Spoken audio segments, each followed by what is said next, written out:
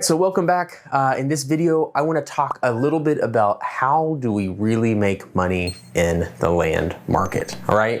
If you're coming from a more traditional thought process in real estate investing, maybe it's house rentals or fix and flips or apartment buildings or storage units, whatever it is, there's often an active income part of that, right? There's somebody renting the house, somebody renting the storage unit, somebody renting the apartment building, somebody renting the commercial space. It looks a little bit different in the land business. So from the previous module, I want to talk through how do we actually make money in those three different kinds of deals. So through this video and a lot of other videos, you're gonna see this resource that you'll be able to download right around here somewhere. It's called the life cycle of a land deal, okay? And so we're gonna use this, I'm gonna use this as a reference, pop it up on the screen a couple times. This is kind of where I'm talking through in this lesson, so feel free to download that, open it up, and look at it along with me. Okay, so simply put, for most land deals, we make money by buying the property right. Okay, you've probably heard that in different real estate arenas. You got to buy right, you make your money on the buy side. Well, really oftentimes, the only space we have to make room, the only thing we can really do with an undeveloped vacant land deal is we can buy it at a price significantly lower than market. All right, so people always have this question, how do you guys make so much money if you're just buying at slight discounts? Well, the truth is in the land market that there's a massive oversupply of land, and there's just inefficiencies in the ability to take that land, get it properly marketed and sold. So that really is your value add, is that generally in the real estate market, realtors, investors, most people don't get land, right? They don't target it. That's probably why you're watching this course. Realtors don't market it. They try to market it the same way they market a house. It's just really inefficient. You mix in a lot of banking inefficiencies that won't let people get loans against land. It's really the perfect storm for a retail investor like us to come and jump in and find some value. So the first way we make money in land is buying right, okay? I would say 70% of the deals that I do year over year are in this arena, where we simply bought the property at 50% or below market value, and we brought it back and we sold it closer to 80, 90, or 100% of market value. Now, a second ago, I talked about a banking inefficiency in this market, and I'm gonna talk about this more in depth in a later video on seller financing. But real quick, I would be amiss if I didn't mention it here, is that generally banks aren't gonna lend on most raw vacant pieces of land. So the ability to buy cheap and to come in and offer competitive financing terms often puts you in the same position that a bank is in. And you always want to be in the position that the bank's in, because when people can't sell their properties on the market because people can't get financing for it, oftentimes that generally just leads to it not selling and it's sitting.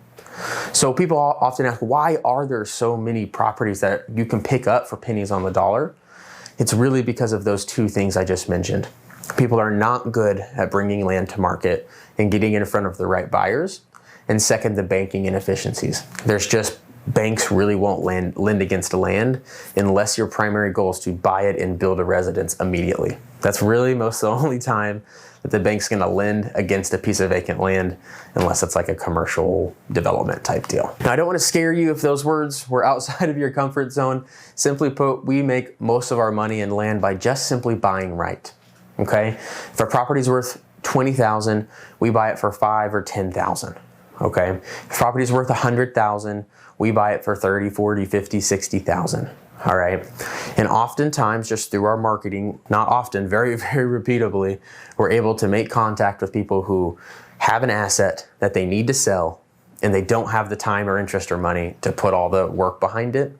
So that's oftentimes the moving mechanic on how we get deals and how we make money. So in this graphic, the land investing cycle or life cycle of a deal, really, if you look at it, where we make our money is in the middle, is when we make our offers and when we close, okay?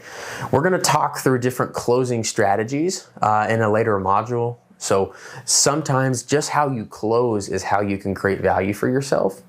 But generally what's gonna happen is your value comes when you make an offer, right? So obviously something that we track heavily in our business is how many offers are we making on any given day or any given week. All right, so to round this video out, the other way that you can make money in the land market is very similar to how you might with a house or an apartment complex, where you buy something that's run down and you fix it up a bit and now it's worth more money. right? You can do similar things to add value to certain properties in the land market. Now look, this course would go on for hours if I tried to unpack every different way there is to make money with land. What I am going to do is I'm going to share with you my most effective and popular strategy that I think where you can add value, take a property and make it worth more. And that concept is a subdivide, okay? There's major subdivides and then there's minor subdivides, also in some places called minor land splits. So what I'm going to talk through just real briefly here and then in some of our bonus modules is what is a minor land split and how does it add value. So this one little tidbit here will probably provide 100x return on your investment in this course. But most states, okay, not all, but many states have on the state level what are called minor land split statutory requirements or statutory regulations, okay? And so if you are outside of city limits, or if you're inside a city, you're gonna be stuck with city limits, city regulations. But if you're outside of city limits, say outside of Austin, Texas, 30 minutes, 40 minutes, 50 minutes, not inside of a different city limits, okay, your land is now governed by the state of Texas in its statutory regulations and requirements, okay? And so a statutory regulation is one that if you meet the criteria, you are approved. There's no county commissioners, there's nobody in between it. It's a set of rules that if you check all the boxes, that you meet the criteria of. And so there's much more complex subdivides that we're not going to cover in this course. And those are often the ones you do inside city limits, where there's developments and entitlements and zone changes and all that kind of stuff. Not what we're talking about here. We're talking about a much simpler, in my opinion, higher yielding strategy that targets properties that are easier to develop. And by being easier to develop, it allows us to buy at discounts, do small amounts of work to vastly increase the prices. So for an example, right now we're working on a project that's about 45 minutes outside of Austin. It's not inside Austin city limits. It's not inside any city limits, so it's governed by the state of Texas. And this little tidbit, a lot of people are gonna make a lot of money from this. In the state of Texas, there's a statutory regulation that if your property is over a certain size, I don't know the exact, I think it's 40 acres, and you subdivide it or cut it down into properties that are 10 acres or larger, you can bypass all subdivision regulations. Because it's not a subdivision, it's considered a land split, all right? So where many times you'd have to run utilities to every property and cut roads and do all sorts of infrastructure, this exemption, statutory exemption, will allow you to bypass all of that. So for example, we're buying a property outside of Austin for $1.4 million, okay? And we're buying it about $14,000 an acre. But we're buying it in a huge chunk, okay? It's 110 acres. Not many people can afford a $1.5 million property just for fun and their leisure, right? Well, by us buying it, subdividing it, turning it into 8, 9, 10 lots, that's now going to bring the price points from $1.5 million down into the stratosphere where more people can afford it, right? So by doing that, what you're going to do is you're going to make an opportunity available that previously wasn't, and that's going to drive the price of the property up. And you can just research this yourself for whatever city you're closest to. I would encourage you, go look and see what do large acreage parcels sell for. You'll see things that are 100 acres, 200 acres, 300 acres, etc. They'll sell for half the price per acre that say a 10-acre property will, or a 20-acre property will. And the reason for this is simply because most people can't afford it. So if you can go in and you can do a value add strategy where you take a large piece of land and you make it into smaller, more affordable chunks, then that is, in my opinion, the best value add strategy in land. Now again, to close this video out, 70% of our deals are bread and butter flips. We buy them at 50% or less of market value. It's simple as that.